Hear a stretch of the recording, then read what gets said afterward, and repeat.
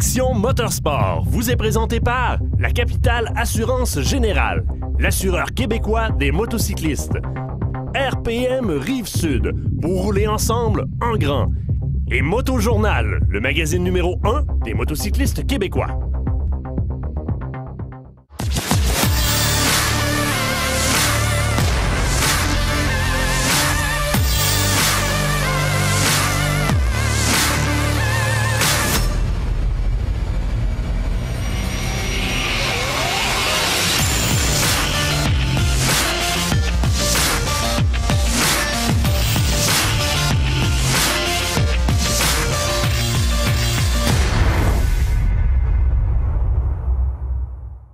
Bienvenue à votre rendez-vous hebdomadaire AMS Moto. Cette semaine, notre pilote fait l'essai de la GSX-S de Suzuki, une des motos les plus populaires en Europe. On va sûrement découvrir pourquoi en parcourant les routes de l'île d'Orléans.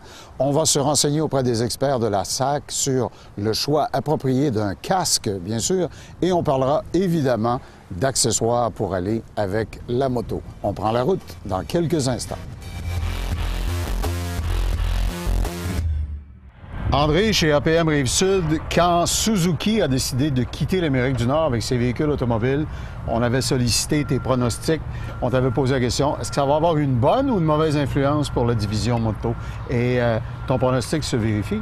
Oui, tout à fait. Regarde, on disait que ça ne serait que bien pour le monde récréatif parce qu'on sait que les racines de Suzuki sont dans la motocyclette, dans le VTT et que là, ils pourraient se concentrer leurs énergies pour leur travail. Il n'y a plus aucune distraction, ils ont les deux yeux vis-à-vis les trous. Exactement. C'est ce qui fait qu'on nous amène des nouveaux modèles dès cette année, ce qui avait été un petit peu peut-être mis de côté dans les dernières années. On a un grand retour de Suzuki en moto GP, en course. Oui. D'ailleurs, dans nos modèles GSX-R, on a dans chacun des cylindrés, on a l'ancienne couleur de MotoGP bleu et jaune. Nostalgique. Là. Exactement, qu'on a fait une version. Alors ça, c'est toujours d'excellentes nouvelles pour nous autres, les concessionnaires. Tu es appuyé sur quelque chose qui est, ma foi, intéressant au niveau du design. Ça s'appelle quoi, le Bergman? Oui, le Bergman, le scooter. Écoute, je trouvais ça intéressant d'en reparler un peu parce que, tu vois, c'est le manufacturier qui nous offre la meilleure gamme de scooters. On a l'année passée le Bergman 200 qui a été intégré à la gamme. Donc, vraiment, une petite cylindrée pour plaire à tous, surtout pour le côté urbain ou même rural sur les petites routes. Celui-là, c'est plus volumineux un peu, là. Ben oui, lui, c'est le, comme on dit, le top gamme. On a le 400, le Bergman 400, qui est l'entre-deux, et le 650. Puis tu sais, quand on regarde où on en est rendu avec les scooters, on a un pare-brise électrique, on a un siège chauffant, des poignées chauffantes, des rétroviseurs électriques. Tu sais, tout est rendu aussi luxueux que sur une moto. Puis le design est tellement enveloppant, tu sors le boyau d'arrosage, 30 secondes, t'es prêt à rouler. Esthétique, c'est de toute beauté. Alors, tu sais, pour les plus vieux un peu comme nous autres, là, OK, hein, je le prends. On est bien à l'aise sur ce genre de véhicule-là. Puis vraiment, là, il faut venir essayer ces modèles-là. Parle-moi justement de tes randonnées d'essai en terminant. Bien, justement, Suzuki va débarquer chez nous avec un vaste choix de modèles à essayer. Ça se passe mardi le 9 juin. C'est de 10h à 16h. Et on va avoir l'opportunité d'essayer, évidemment, la gamme des Bergman. Alors, pour le déplacement urbain, moi, je te jure que je serais tenté. Tu serais surpris du déplacement sur grande route également. Alors, j'espère que tu seras avec nous. J'apporte mon casque et bon sourire.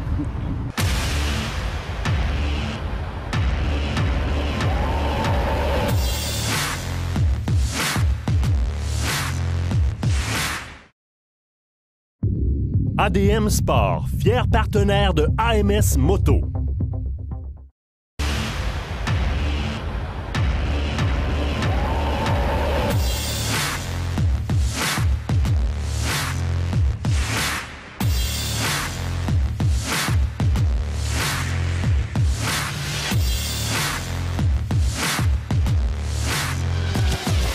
profite du beau temps à l'extérieur chez RPM Rive-Sud avec André, le grand chef. La Suzuki GSX-S, une nouveauté cette année.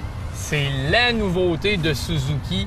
Vraiment, là, il y avait un petit trou dans la gamme parce que les autres manufacturiers avaient déjà amené sur le marché l'espèce de naked bike qu'on appelle, qui est la toute nouvelle mode et c'est vraiment le genre de modèle qui s'adresse à de la plus jeune clientèle aux plus vieux, mais qui recherche une certaine performance puis un certain plaisir de conduite. Et j'ai su à travers les branches que l'année prochaine, la même mouture va être disponible, mais avec encore plus de cylindrée. Est-ce que c'est vrai? Tout à fait. Tu vois, on est parti de la GSX-R.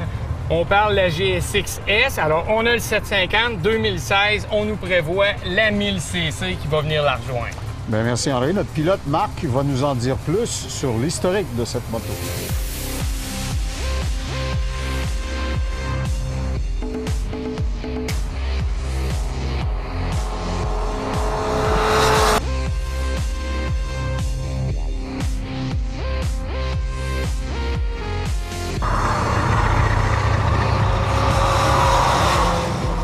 Alors qu'on profite de l'air pur de l'île d'Orléans, tout comme par ailleurs les oies blanches qui sont revenues, un autre retour aussi, Marc, celui de la Suzuki GSX-S. Oui, c'est une nouveauté ici au Canada en 2015. C'est une moto qui existe en Europe depuis 2011 sous l'appellation GSR 750. Où elle est très populaire, je crois. Très populaire, même en France, c'est le meilleur vendeur de Suzuki, au 6e rang de toutes les motos vendues l'an dernier. Wow! Elle est esthétiquement très belle, couleur assortie. Je vois que, petit détail esthétique, la chaîne, il y a de l'aluminium anodisé du même bleu que c'est quelque chose de... C'est l'option qui vient avec la couleur, donc c'est un petit déboursé de plus pour cette couleur-ci et la chaîne, mais je crois que ça en vaut la peine. C'est les couleurs traditionnelles des GSX-R qui remontent à 1985, donc un petit clin d'œil là-dessus. C'est un châssis qui est somme toute assez, je dirais, mature, hein, assez une bonne amplitude. C'est un format régulier, qu'on pourrait dire. Donc, c'est pas une moto. C'est pas une mini, là. C'est ça. Pas une moto d'introduction. Pas vraiment, mais on reviendra tout à l'heure pour plus de détails. D'accord.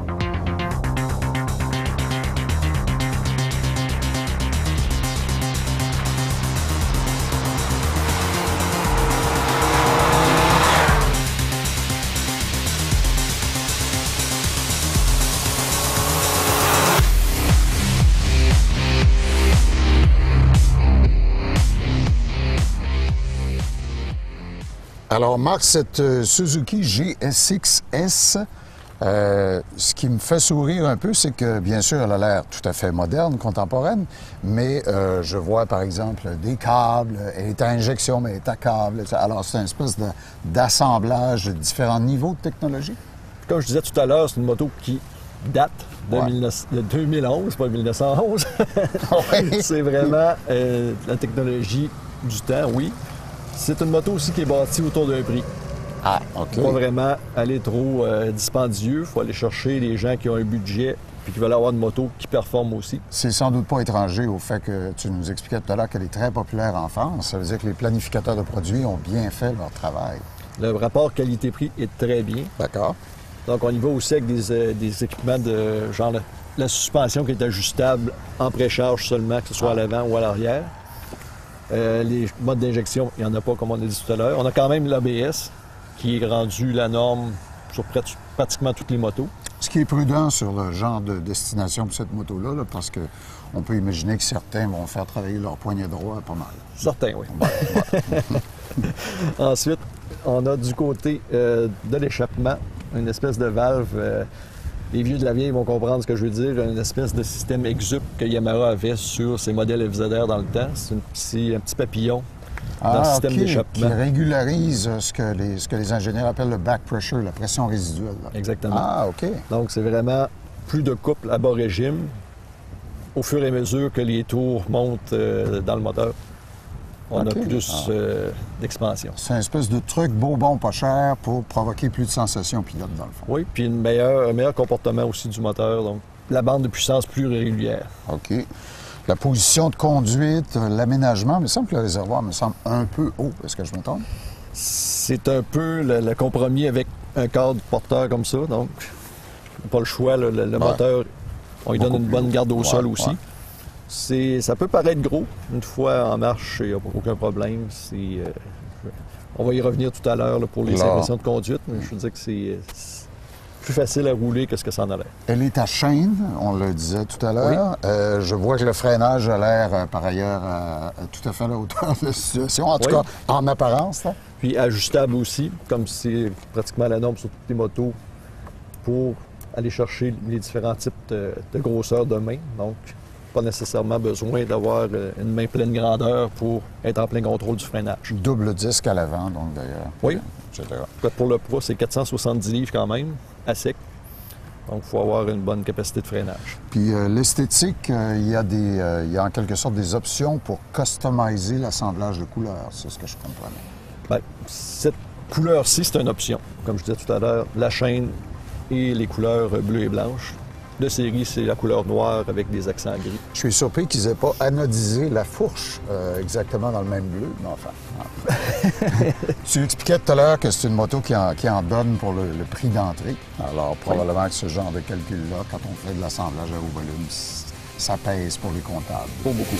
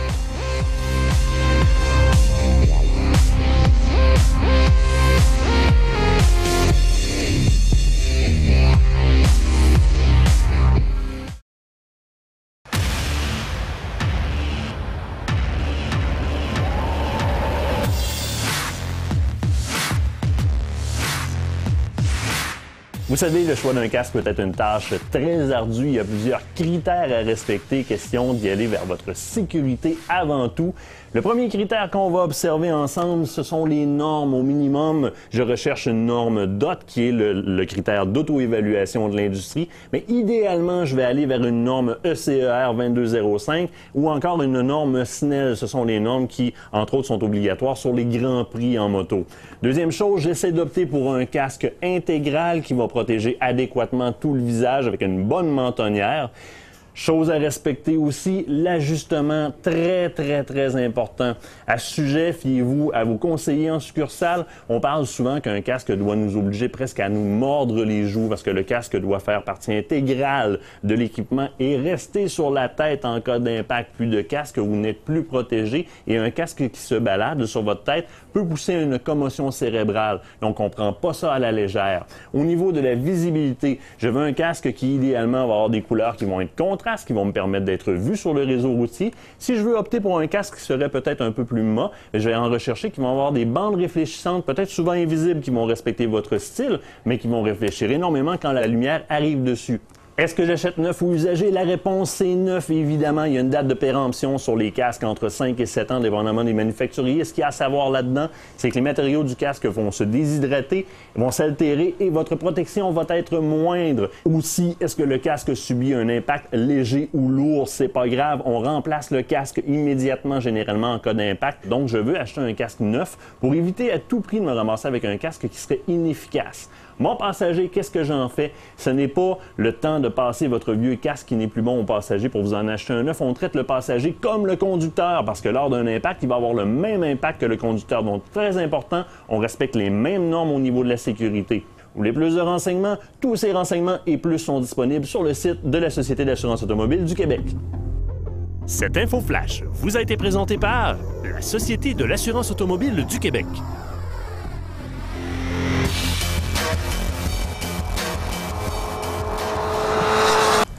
Alors, la nouvelle Suzuki GSX-S que Marc vient de mettre à l'essai sur les belles routes de l'île d'Orléans. Star Wars, le nouveau film s'en vient. Tu as littéralement l'air d'un combattant Star Wars là-dessus. Ça a le look, mais tu m'expliquais, juste en arrêtant le moteur, que c'est plus souple et plus civilisé qu'on pourrait penser. Oui, c'est très, très doux. Les vibrations sont bien atténuées, pas de problème de ce côté-là. C'est un moteur qui tire linéairement. D'accord. Un peu grâce à la valve qu'on a vue tout à l'heure là, dans le système d'échappement.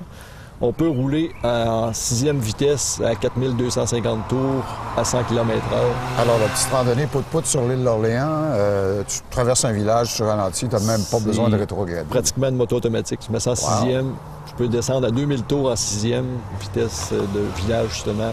Ça donne du gaz, il n'y a pas de problème, ça monte sans à-coups. C'est intéressant aussi, quand tu embarques un passager, tu n'es pas obligé de toujours jouer du sélecteur, tout ce que ça amène comme à-coup. Les dépassements, même chose sur l'autoroute. Tu vois la vitesse d'autoroute, tu fais un dépassement. Tu peux le faire, le rétrogradage, pour accélérer le dépassement, oui, mais tu n'es pas obligé.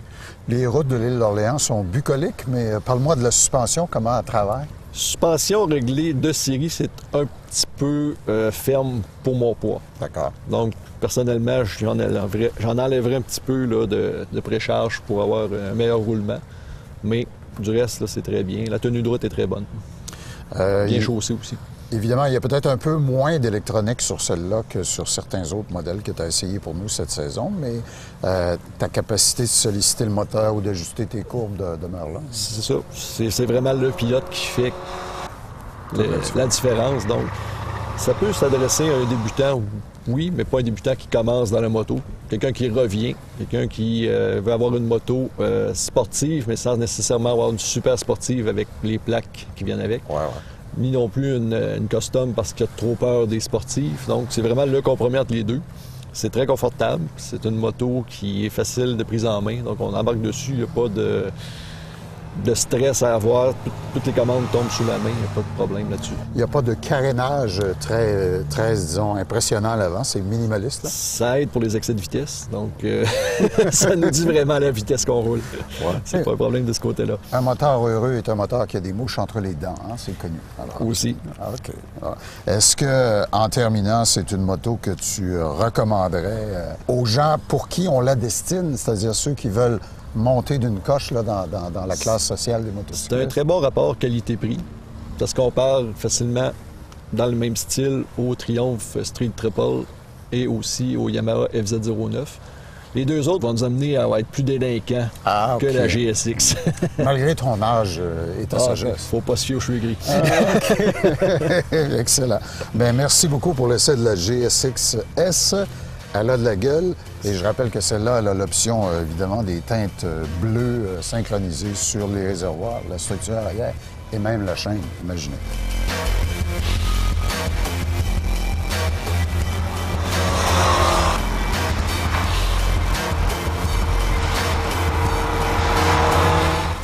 Cet essai routier vous a été présenté par RPM Rive-Sud.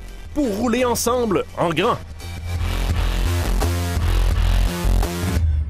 Laver une moto, il y a une méthode, il y a une technique. Richard, chez Silverwax, va nous en parler. D'abord, évidemment, il faut certainement avoir les bons produits en partant. Bien, c'est la base. Hein? On a beau avoir la meilleure mitaine, la meilleure brosse ou quoi que ce soit, le savon, s'il n'est pas adéquat. Premièrement, si on n'a pas le bon savon, on peut assécher les plastiques.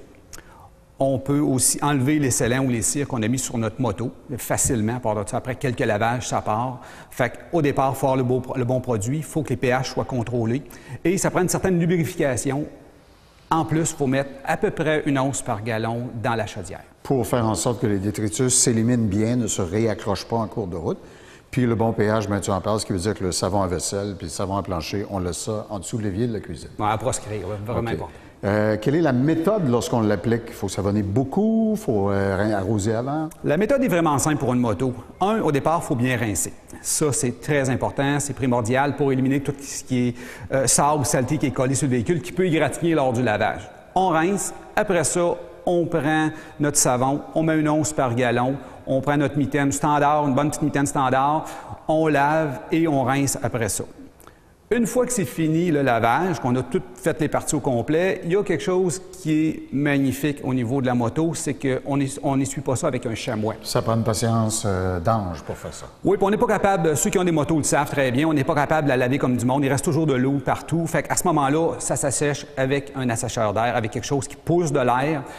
Cette machine-là, elle est très intéressante parce que c'est en caoutchouc, on ne peut pas graffiner. Pas de risque d'accrocher la peinture, de la briser. Puis ça ne projettera pas de cochonnerie comme si j'essayais d'inverser le flot de ma balayeuse, par exemple. Il y a des gens que j'ai déjà vu faire ça, puis c'est un sandblasting de leur moto. Oui, exactement. C'est pas assez puissant. Ça, c'est vraiment puissant. Le volume d'air est très, très puissant. Mais ce qui est intéressant, c'est qu'on n'a aucune tache d'eau. La moto, elle est parfaite avec ça. Job de pro. Exactement.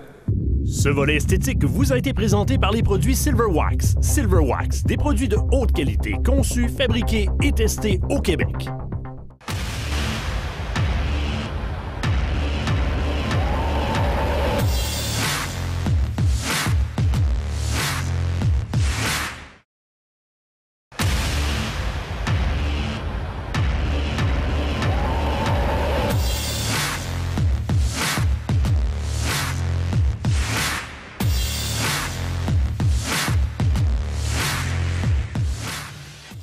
Alors, comme vous le voyez, on est dans le rayon des casques chez RPM Rive-Sud avec David. On dit souvent qu'une moto, ça exprime notre personnalité. Le casque, lui, il contient notre personnalité. Faut protéger notre coco, ça va de soi. Shoei est un expert là-dedans depuis des luttes. Les 50 dernières années, en fait. Oh, 50 oui, ans! Ils sont 50 presque ans. aussi vieux que le moteur à combustion. Wow! Évidemment, quand on a un casque de ce type-là, pleine protection, très enveloppant. Un casque intégral. Intégral, voilà, ce qu'on appelait full face, là, dans un mauvais français. L'ajustement est extrêmement important. Est-ce que vous avez une bonne diversité de formats? Chez Shoei, dans le modèle RF 1200 comme ça, 4 tailles de coque différentes. Donc, je vais passer du très petit jusqu'au 2 extra large. Et je suppose que chacune des étapes permet une certaine gamme d'ajustement pour pas qu'il ballotte. Puis que C'est bien ça, très important que ça soit bien ajusté au visage. Faites ça en magasin, bien sûr, avec le client. OK. Absolument. Parle-moi de la ventilation, parce qu'il y a beaucoup de gens qui rêvent d'aller avec une protection complète, mais qui disent « ouais, il fait chaud là-dedans. Là. » Qu'est-ce que Shoei propose? Dans le RF 1200, on a 4 ventilations à l'avant, 4. à la mentonnière, au front et 2 au niveau de la tête. D'accord. Avec toujours le même principe à l'arrière, l'exhaust qui est très important. Ah, OK. Si on veut que ça ventile, il faut ouvrir l'arrière, tout comme l'avant. Pas seulement que ça entre, mais il faut que ça circule. Puis Très ça important. protège bien si on est pris à la grosse pluie, le déluge, il n'y a pas de problème. Les ventilations fermées, aucun problème, pas d'eau qui va rentrer là-dedans, c'est certain. OK. Parle-moi des lentilles maintenant, les vitres. En fait, il va venir avec une lentille claire Ouais. dans la boîte, mais une option qui est la visière transition, qui va teinter toute seule au soleil. Et Transition qui comme les lunettes? comme les lunettes, Oh, wow! qui va redevenir claire à l'ombre et qui va teinter toute seule au soleil. Ah, c'est impressionnant. Et au niveau de la certification, si on veut se protéger, qu'on investit dans un bon casque, je sais qu'ils sont DOT, ils sont SNEL aussi. Chez Shoei, on retrouve le SNEL, qui est la certification la plus haute mondialement reconnue. Pour bien des gens, c'est du chinois, ça. Qu'est-ce que ça veut dire? Le SNEL, en fait, ça va être accepté partout, sur les pistes de course même, sans aucun problème. C'est une certification qui va empêcher les objets pointus de pénétrer dans le casque, en fait. Ah, ce qui est ok, super important. Si on veut se protéger comme il faut, c'est la certification la mieux reconnue, la plus Alors, haute. il éclatera pas en tout petits morceaux, il va stopper l'objet intrusif. Absolument. Wow! Alors, la technologie est là, le confort aussi. Aucune raison de s'en priver. Bien, merci pour cette exploration des casques Shoei. Merci chez à toi, RPM Tom. Rive-Sud.